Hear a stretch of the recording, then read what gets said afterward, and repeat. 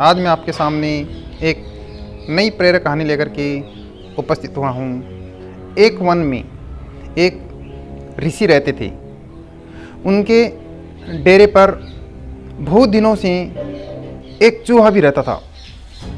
यह चूहा ऋषि से बहुत प्यार करता था।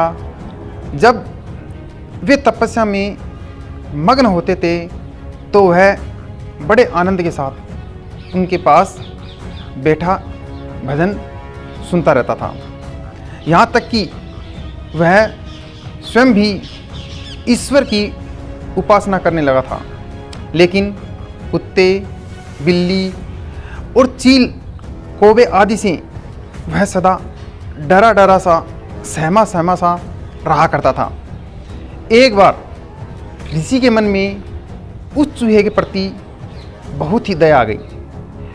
वे सोचने लगे कि यह बेचारा चूहा हर समय डरा सा रहता है, क्यों न इसे शेर बना दिया जाए और यह बेधड़क होकर के हर स्थान पर घूम सके।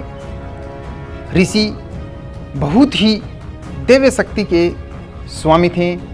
उन्होंने अपनी शक्ति के बल पर उस चूहे को शेर बना दिया और सोचने लगे कि अब यह चूहा किसी भी जानवर से न डरेगा और निर्भय होकर के पूरे जंगल में घूम सकेगा।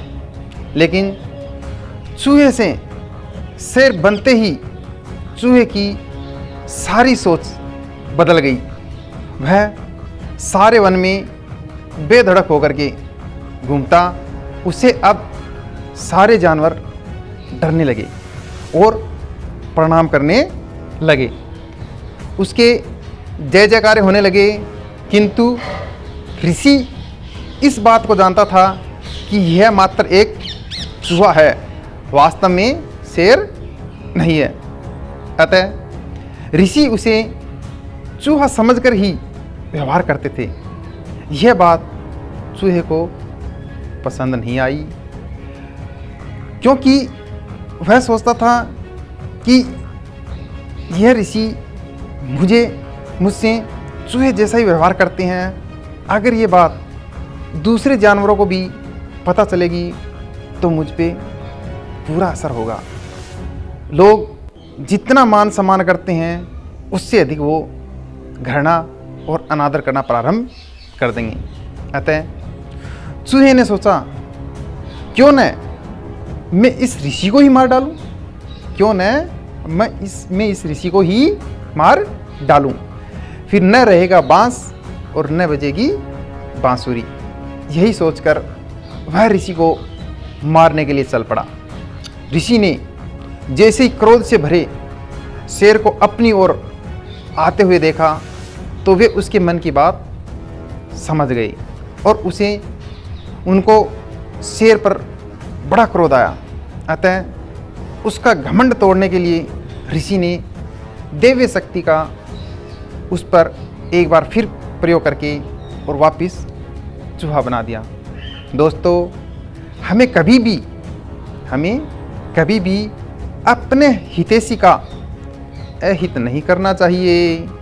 चाहे हम कितने भी बलशाली क्यों न हो जाए, हमें उन लोगों को हमेशा याद रखना चाहिए जिन्होंने हमारे बुरे वक्त में हमारा साथ दिया है।